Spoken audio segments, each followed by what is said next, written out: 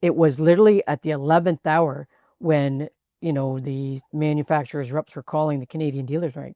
No, or like me, I called and said, everything that we got in order, stop it. You're listening to the Behind the Village podcast. Our guest today is Tom Stoate from the Hitch House. So is that the difference between motorhome versus RV? Is just the fact that there's an engine, or is there more of a RV kind of is an overall term that captures motorhomes as well. Motorhomes just allows it to delineate specifically what we're dealing with, right? But recreational vehicles is kind of catch-all term. Because there's a lot of words used for, I guess, motorhomes, like, or that kind of industry, because there's camper vans, there is like RVs, there is like, that people can, I feel like it gets confusing sometimes. It does. So there's like RV, then motorhome is a smaller segment, and then camper van's a smaller segment. So camper van, there's multiple different designations of a motorhome. So there's the camper van, then there's ones that they refer to as a Class C, where you have your sleeping above, you have some sleeping above the driver and passenger, right? Class A is more of that bus style look, right? Then a Class A will come in a gasoline platform, right, where your engine's in the front, and then you can have a diesel pusher, which is a diesel platform, air ride suspension, and your engine is in the rear, right behind your rear axle, right? So that's why they refer to it as pusher, right? Interesting. So you can have Class A gas, Class A diesel pusher. Right. So are we right now where we're sitting? Is this a Class A? This is a Class A diesel pusher. It's a Dutch Star by Newmar Corporation. Nice. Yeah. And what kind of, do you carry like all kinds and makes of motorhomes, or do you specialize in specific brands? Because you talked about Newmar, right? Yeah. So we carry a variety of different types. So the van style right up to the diesel pusher.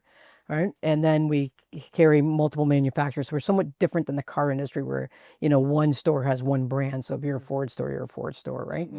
And Mercedes, et cetera, right? So here Newmar is one line that we carry. Thor Motor Coach is another. And Thor will build a camper van as well. But they build everything from a camper van up to a diesel pusher, right?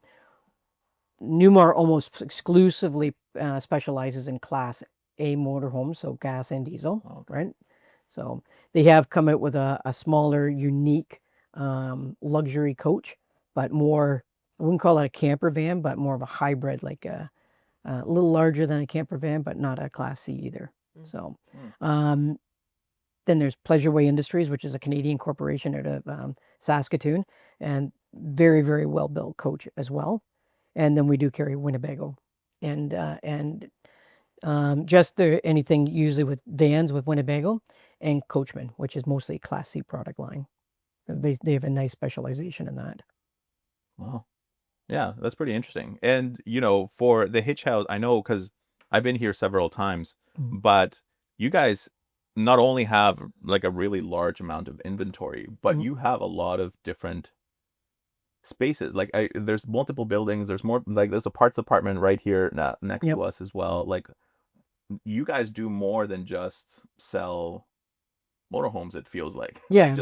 Right? Yeah. So when my father-in-law started building the dealership, even from the very beginning, he looked at that you'll never do well in the front end, which he was referring to sales, that if you don't have a strong back end, which is service, right? So service is kind of he looked at service as the foundation, right? So, and I'm not going to sit here and try to sell you that we're perfect, because we're not, but we do try very hard.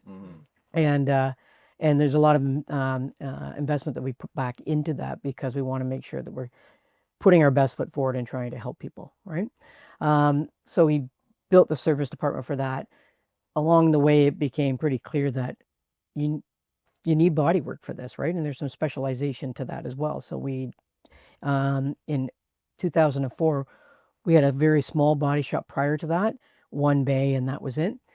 We ended up building a body shop department. So we have 2 preparation bays and a full 60-foot cross-drop paint booth, right? Wow. So, and then, like you said, we have service, we have parts, and we have the body shop, we also have storage facilities, right? So people can buy their coach here, they can store it here. You know, if they're not heading down south during the winter, then they can store it here, or they can store it here year round. It doesn't matter. Our property is very secure. Mm, So that's pretty amazing. Yeah. And you guys just also sell used motorhomes as well, right? we do. We like most dealers that you know, used can be a very strong size of your business, right? But it's hard to find. It's hard to get enough volume just simply on trades. So we have my brother-in-law Chris specializes in buying used motorhomes, and he does it all across North America. Not so much recently in the U.S., but Yeah. all across. Traditionally, it's been all across North America, Yeah. Right. So Yeah. We've been hearing a lot of, you know, about tariffs in the news, right? Since a while now. For a while. Yeah. Right. But what does it mean for your industry specifically? Like what are the issues or what's causing, just a little bit of a breakdown so people understand where we're talking, when we're talking about tariffs, like what is it? What does it mean? What is, you know? Well, the very first big one that is when that product ships across the Canadian border, whoever's importing it is subject to a 25% tariff Just on it, straight right? up, like- Straight up, like new, used, right? Wow. On motorized product, because that's the reciprocal automotive tariff, right? What most people aren't thinking about is that regardless of that, you know, that coach comes across the border from the U.S., it's hit with a 25% reciprocal automotive tariff, right? But before that, the coaches that are going down those lines today will have increased inputs, right? Because there will be different accessory parts, and that will come from other Different countries. parts of the world. Yeah, so Yeah. that you know, the fridge, this might come from China, Right. right? The slide motor might come from Italy, right? Something other component might come from Germany. The motorhome manufacturer imports those. They pay the tariff to the U.S. government, and now their cost just went up on that part, whether it's a baseline 10% tariff or it's more than that, right? That those inputs are increasing the cost of that vehicle in the U.S. as it's being produced right now. That doesn't even account for steel and aluminum, right? Because all these things have steel and aluminum in them. So what you're telling me, and if I understand this correctly, is that every time a motorhome or any motor vehicle, I'm assuming, but is being constructed, all the different parts and stuff that are, you know, within the tariff things that are in place, then their costs are going up. So ergo, constructing a motorhome or constructing a new vehicle, the price of that is going up, and then giving that or buying that from the US and bringing it to Canada is a 25% tax on it on top of that already. Right. So if I'm understanding correctly, the amount of cost of each and every little thing just Yeah. like it skyrockets, like it's very cumulative, right? But it just it goes up. Yep. Yeah, exactly. Right. So everything that we have right now came pre-tariffs, right? So it wasn't hit, right? So eventually this supply will run out, Right. right? Yeah. You know, So now's the time. right? If you're on the edge, if you're deciding whether or not you want to buy a motorhome. Yeah. Yeah. Well, pretty much anything, because nowadays Yeah. you see a lot of stores are having the same thing, right? Yeah. Where you have little labels or something basically saying whether this has been impacted by a tariff in some way, shape, or form. Yeah. Yeah. Right. But eventually, as inventory of stuff runs out, then Yep. Right. No, people will be saying, well, we're working hard on removing, you know, the tariffs between Canada and the U.S., or they're working on exemptions. That's right. Like I have myself, like I have to give a thank you out to Eleanor Ham, the executive director for the Recreational Vehicle Dealers Association of Canada, because she has been pushing the dealers to make submissions to the federal government to request an exemption, because 90% of almost 90% of the motorhomes sold in Canada are built in the U.S. Right? So there isn't a manufacturer in Canada for this style of coach that we're sitting in today. Yeah. Right? Right. There's van manufacturers still, like there's Pleasureway Industries, Yeah. right? That there's leisure travel, as well. And there's Road Trek, right? And then there's some smaller ones, right? But these guys do mostly just vans, or very small, what they call Class Cs, but they're small units. They're more couples units versus family units, right? Like they don't have the bigger Yeah. products, or it's just not manufactured here, right? So our VDA has been working on that. I personally presented a case and dropped it off to our MP local here, Doug Shipley, who's been fantastic. With the guidance of the RVDA of Canada, I also did an email submission and copied Doug Shipley on that as well. Doug called me personally to tell me he's received everything, it's fine. When Parliament reopened, he personally handed our case to the Minister of Finance. So he's been a champ helping us, because That's great. he's local, he's been here, he knows that the vast majority of the product is not built in Canada, it's built in the US. So if you can't source it Yeah. here, and you can't get it from Europe, because they do build the Class A, but not like what you see here, right? Yeah. So there isn't a replacement product for it. There shouldn't be there. So let's say the government acts and the Minister of Finance says, okay, good, we're going to take it off these motorhomes, new and used, because you can't get these in Canada. You still have input problems in the US, Yeah. Oh, that's true. Yeah. right? So if you take off the 25%, it could be 15, 20, 25% increased already in cost for the inputs going into it, because these other countries are tariffs, and there's tariffs on steel and aluminum, right? So in terms of how this affects the consumer, essentially it's just a much higher cost when you purchase. It's not something that you're like, oh, well, it doesn't affect me because, for whatever reason, Yeah. you might think it doesn't, but it does directly affect the consumer very negatively. It absolutely does, and it affects the manufacturers as directly. The manufacturers are building these in the U.S. as well. Yeah. Of course, yeah. So, yeah, you say that now, but on April 9th, they didn't understand that. Oh, really? Yeah, I talked to several, and it was literally at the 11th hour when the manufacturers' reps were calling the Canadian dealers, right? No, or like me, I called and said, everything that we got on order, stop it. Wow. What do you mean stop it? Well, stop it because there's a tariff, right? You guys hit us tomorrow with tariffs, the reciprocal tariffs will hit, right? It was the 11th hour where it was all of a sudden, it was a realization that, holy cow, we're not going to be selling stuff to Canada, right? And yet we're a small market, and everybody knows that compared to the U.S. We're beside this Goliath, right? Well, the amount of people that are in the U.S. versus up here, right? Yeah. Exactly, right? And the distribution of wealth is different as well, right? However, at the end of the day, approximately 13% of U.S. manufacturers' RVs, motorhomes included, come to Canada. A Wow, that's a manufacturer, pretty sizable amount. 13% is, it's 13%. Like, yeah. So at 13%, they can't afford to lose 13% of their motorized sales, exactly. right? So, Yeah. What a mess. Like, it's a colossal mess, yeah. right?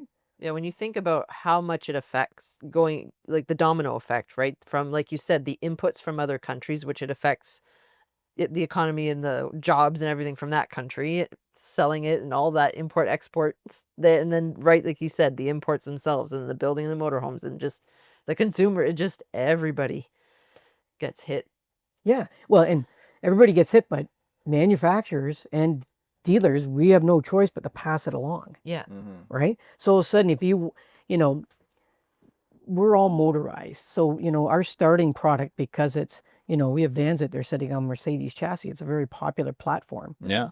So new vehicles starting are north of $100,000, right?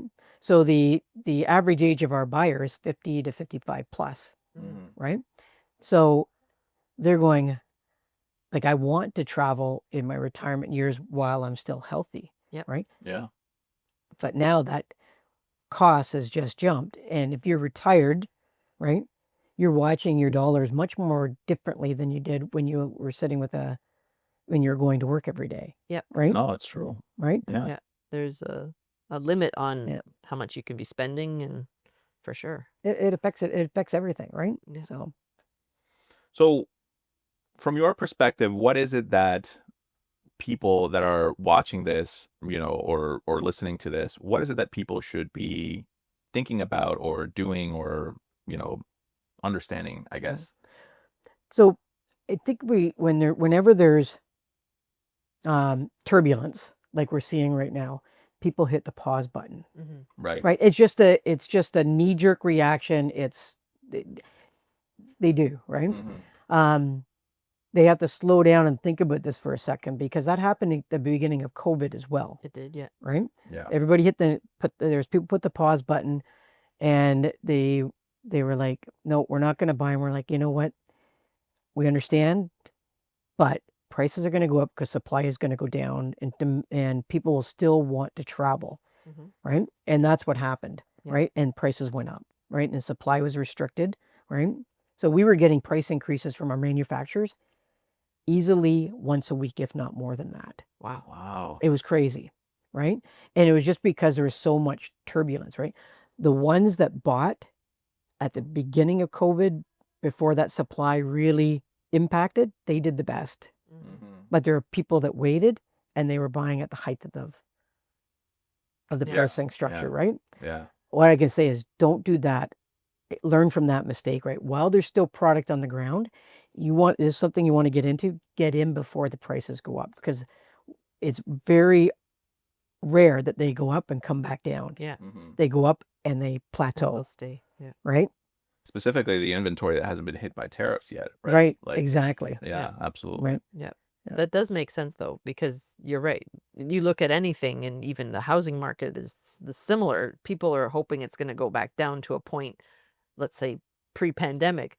It's not going to now, Yeah, So it may settle. It's settled a bit. it'll settle, but But it's not going to be what it was. no. Yeah. It would be similar to these. Yeah. Yeah, So Yeah. exactly. Yeah. And I think, everything that you're talking about, it just makes sense from not just a motorhome perspective, just from an overall perspective. Like, whether it's buying a vehicle, whether it's buying, I don't know, anything that is on the market right now that was in inventory just simply before it happened, Yeah. right? Before all the tariffs happened. That's all finite now. Like, there's only so much of that left before now you have to Mhm. bring in new product that has all of that Yep. added on. And I'd be very careful watching the news when they're reporting stuff. Like they say, Q1 was this and it was showing great. Well, of course, Q1 was showing great, because like us, like many others, we're like, we got to get stuff in here before these tariffs hit, Mm, right? Right. So you sucked in as much as you could, because you knew that after that, it was going to drop off, or the prices were going to jump, right? And so you see this bulge in Q1 and say, oh, look it, everything's fine. Mhm. No, that's it's already changed. The reporting hasn't caught up to it yet. right. Right. Yeah, it's the preparation. Yeah. Yeah, I didn't think about that, but that makes a lot of sense. Yeah, the Right. bolstering, Mhm. waiting to Bracing. see Well, what they- happens. Yeah. There was a report last week, right, that said that Canada's GDP grew at an annualized rate at 2.2%, which is pretty strong Mhm. Yeah. for Q1, because Yeah.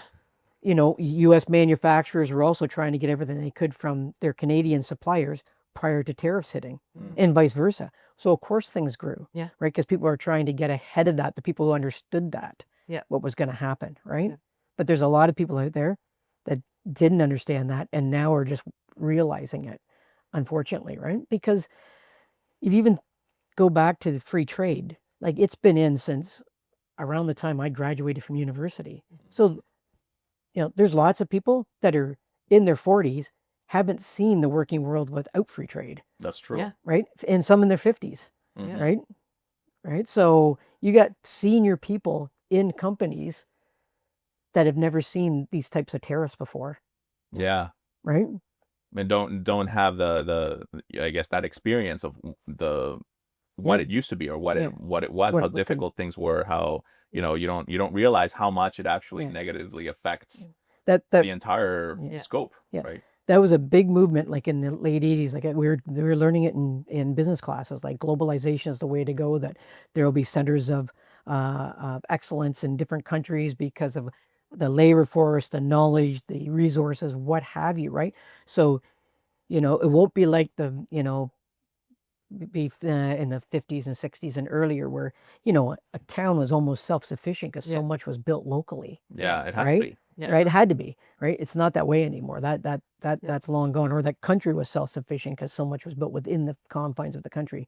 That doesn't exist anymore, No. right? Well, to be able to understand, the entirety of how the world works, right? I feel like it's very different from anything that I guess regular people would know, right? Even if you run a successful business, or even if you have been a teacher or been anything like that, but just setting up and like being in that system and how all these little pieces work and have to work closely together, right? And as soon as something breaks or something falls off, then everything is thrown into a loop. Yeah. Like, it's such a delicate balance. It feels like, to me anyway, Yeah. right? From the outside, it feels like it's a delicate balance of making sure that everything is working properly and knowing how to correct when it's not, because if it isn't and you don't address it, then basically dominoes just kind of Yeah. all Yeah. fall off. And, since the tariffs have hit, talking to lots of different people, I'm a little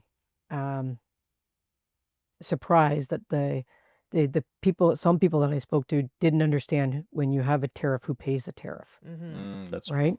I was, it was a bit of an epiphany to me that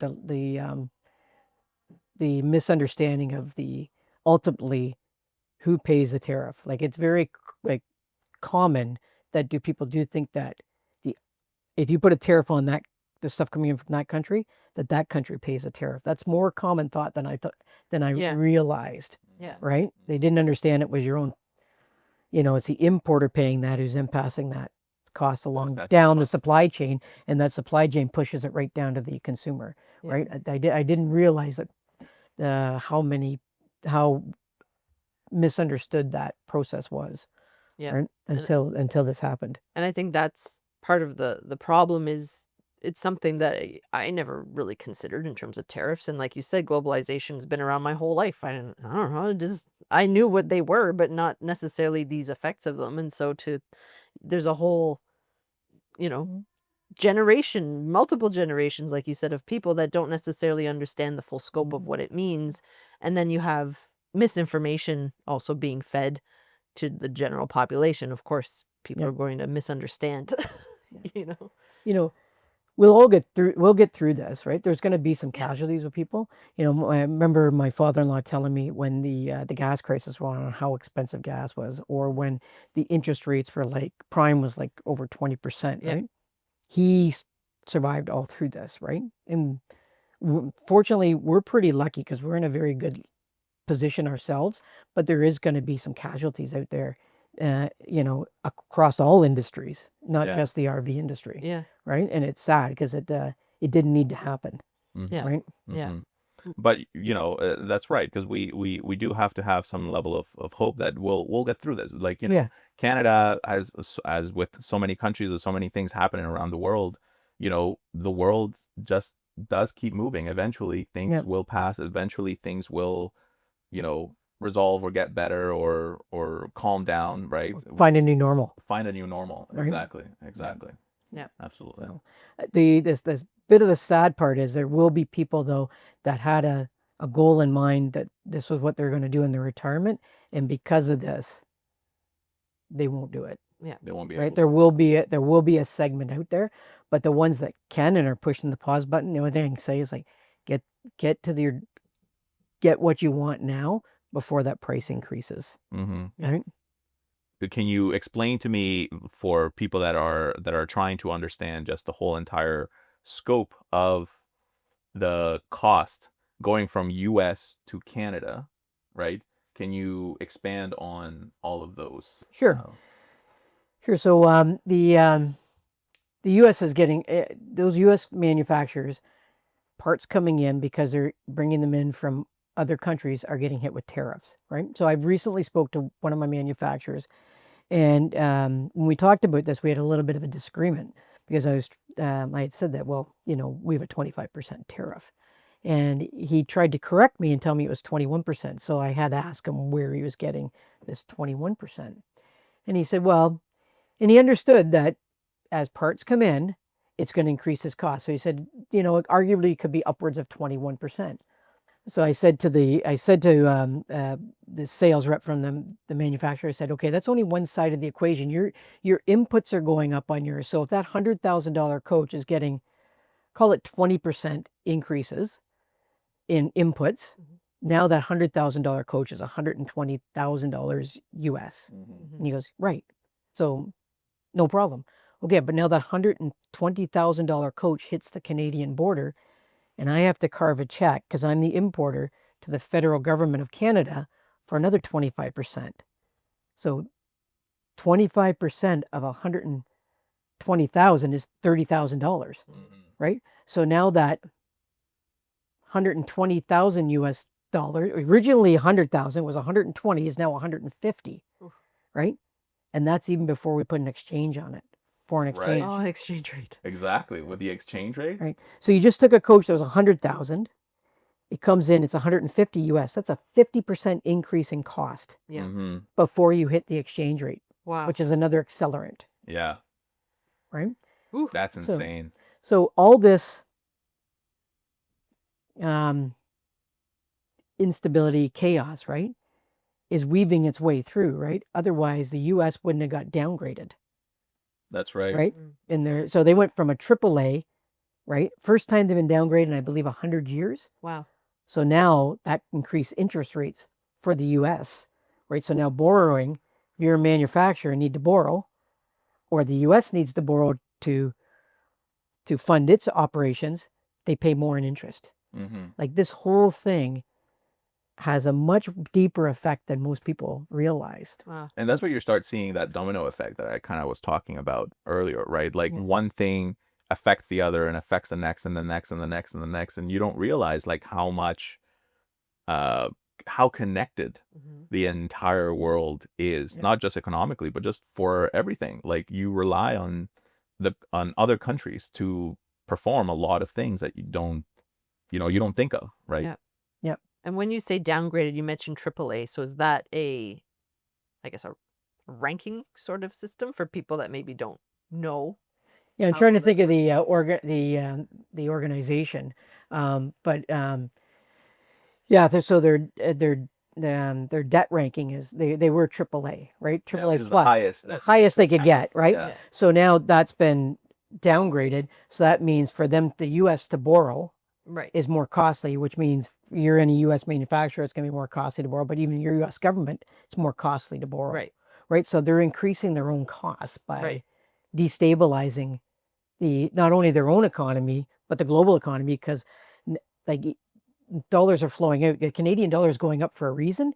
It's because now, the U.S. is looking less attractive and Canada's looking more attractive, even though they were a much smaller player, right? So small but mighty. But the whole thing is bad for everybody. Yeah. Like it's just a bad scenario for everyone involved, right? So, tell me a little bit about the Hitch House and how you got, like how you came to be part of the Hitch House, basically. Well, I'm married properly, I guess.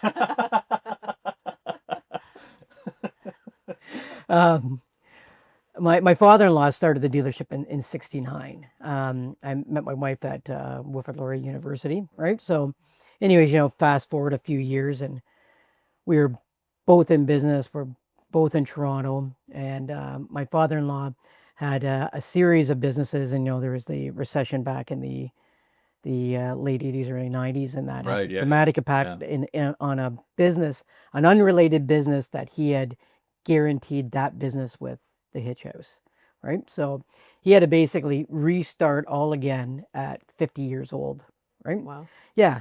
So, my wife and I married in 93. He had been restarted about a year and a half, maybe 2 years, when he came and asked my wife to come back to the Hitch House and help him grow it, right? So that was 94. So that went along well. He was growing it. And at that time, I was looking at getting into my own business as well. And I found an opportunity, but what that gentleman wanted to sell his business for and what I wanted to buy it for were dramatically two different things, and we were too far apart to come to an agreement. So my father-in-law was watching this, and he was a little older than I am right now, and he came to me and said, "This is crazy. You want to get into business. I want to continue to grow the business, but I'm starting to get to a point that the gas in the tank isn't what it used to be." So, we joked that he made me the Newfie Godfather offer. It's one I couldn't understand. Right. Right. You can't. Right. Yeah. So he made us, my wife and I, an offer that he'd sell half the dealership to us, and he would teach me the business, but he was still the boss until it made such time that we'd work it over, right? And my brother-in-law at the time was like in grade 9, right? It's a dramatic age difference, right? So yeah, so that's what we ended up doing, and we just continued to grow, and we focused strictly on the Hitch House, and we had some pretty rapid growth, and it worked out really well. And fast forward to 2012, and we lost the building we're sitting in right now to a massive fire, right? So we had a big rebuild, and my father-in-law had also been a builder, so he basically did the general contracting, right? Managed with a project manager, managed all the trades and built it. And we were on the 1-year anniversary of the fire. We had occupancy on the showroom. Wow. It was crazy, right? That's it was really fast, fast. Yeah. Aviva Canada just said it was unbelievable speed, right? And then within a few weeks we had, when I mean a few weeks, I mean like 3 weeks. Like it was not very much longer. We had occupancy on the entire building. And then it took us a few months to set everything up the way we actually wanted it in the building. So when that project was over, it actually was a great transition for my father-in-law to be out of anything at all that was day to day, right? Because when we had that volume of work, we still had to keep the business running during the rebuild, and we were, kind of, I wouldn't call it crisis mode because the insurance company was fantastic with us. But we're working out of rented trailers and things of that nature. It was like a new startup. Yeah. But you had all over again. Yeah, but you had the experience. Yeah. So you weren't like trying to figure things out. So it was fascinating. I only ever want to do it just the once though. Yeah. Right, I'm done. Right? Yeah. It was an interesting experience once. But it was a great transition because he had to focus on that, and everything else had to be managed by my wife, myself, and by that time my brother-in-law was now in his early 20s, right? And he was highly involved in the business, so that everything transitioned over to the management of the business seamlessly at that time, and he kind of took a 10,000 look view at the business and just worked on special projects so that's the way things transitioned here. So Yeah, and that's pretty amazing because the Hitch House is such a like staple, I guess, business. And your mom was talking about when she last visited us, she was talking about how like she grew up knowing that as soon as you're driving past the Hitch House, you were gonna be close to Aurelia because that's where we live, right? Yeah. But it was that thing like you just learn by the Hitch House being like that central point of like, oh, we're near our destination. Like it's such a staple It like is a business staple, yeah. of the 400 like right the highway. Well, we're 56 years in the same location, so Yeah. not a bit of wonder that your mom thought that, right? Yeah, for Because sure. But even Yeah. like my entire life, always coming up to the area, same thing. Like there's a Hitch House. There's a Hitch House. Yeah. Yeah, that's pretty awesome. And how does that since you kind of taken over, right, since you started that taking over the business, how has it been growing? Like, how's it been doing? Because we are right now 2025, right? Like it's been many years, right? Yeah. Since 2012, right? Yep. So how's it been? Like any business, there's ups and downs and challenges, right? The we had steady growth. We ended up, expanding the different business lines and manufacturers that we carry, and the depth of product that we carry, and the services that we offer, right? So that's been really, really good. You come along, you have peaks and valleys with any business, right? So in 2018, there was a correction year there for the RV industry. And we seem to be fortunate and weather those pretty well. Because I guess the continuity of the dealership that helps a lot, right? So we're well known from that standpoint, right? So it keeps people coming, and because we specialize in strictly motorhomes, we do draw from a very large area, right? So we look at Ontario as our local market and Canada as our broader market, right? So we sell all across Canada. Wow. So I think that helps stabilize us, And why did you guys decide to only focus on motorhomes? Was that like a long-term decision from the start, like since the start of the Hitch House? No, when my father-in-law started, because he was, he had come out of the military. He always liked selling. He was always selling a car or something, right? And he bought a travel trailer, and he when he was out west and stationed out west, and my wife and her sister and her mom, they did camping excursion. And I'm going to say a year or two later, he sold it, because that's the way my father-in-law was. He's, everything was for sale. He sold it for more than he bought it for. Amazing. Right? Yeah. So he was a captain in the military. He was, at the time that he retired, he was in the airborne regiment, right? So he was one of the first officers when the airborne regiment was created. And he just enjoyed selling. And he said the military approached him. They wanted to promote him to major. He had to go back to school. And he was like, yeah, I don't want to do that. I'm not interested in going to school. And so he was like, but I enjoy selling, and I enjoy selling RVs, right?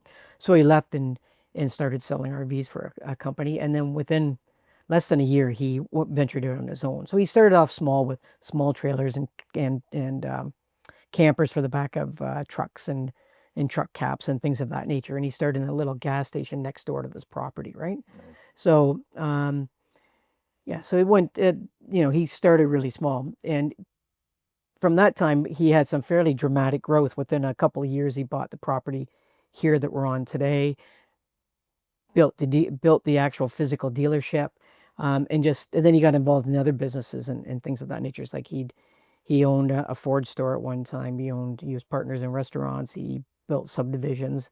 So he was a true sense of the word an entrepreneur. And he got to a point, he was like, he figured that anything he touched turned to gold, right? He goes, yeah. And he said, he was very, when he was older, he was a lot more, I think, a lot more humble about his abilities, right? He said he started to believe his own BS, right? And he just figured he could do anything. So there was some investors approached him to buy a manufacturing company over by Ottawa to manufacture prefabricated homes, right? And he figured he could do that and no problem. So that was where he guaranteed that place with this place. And then that recession hit, right? So that place had to close down, sold off. He had to regroup here, but he inherited the debt from that place, right? So he had to restart again, right? When he restarted, he went, I think my fastest way to grow is to focus on one particular segment of the industry, and anything with an engine was his passion. So he goes, if I'm going to do it, I might as well do something that I'm passionate about, because we're going to grow faster and better if I'm all in. Right? And he felt that it allowed the sales team, it allowed the parts department, it allowed the service center to specialize in that, and it would be less chaotic, to be honest with you, right? Because if you do everything from a tent trailer to a Class A diesel pusher, there's a lot of different parts and things, and it's difficult to know everything. And he figured there's enough variety in the motorized that I'm going to focus on motorized, right? So, and that's what he is. So that was when he relaunched the business in I guess it was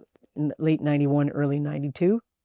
That's when he decided to do it right here, right? With motorized only. right? So, But thank you again, Tom, for, having us here and for allowing us to, think about and understand more about tariffs, because there is a lot of people that don't see how much impact it has or aren't even aware of how much impact it's causing all around, the country. thank you guys. Appreciate it. Thank you for listening to the entire episode. All the links and info you heard in this conversation will be featured in the show notes on our website, villagermagazine.ca/podcast. If you enjoyed this episode, consider subscribing to our channels like YouTube, Spotify, or wherever you're listening from, so you never miss an episode. Thanks again, and I'll see you next time.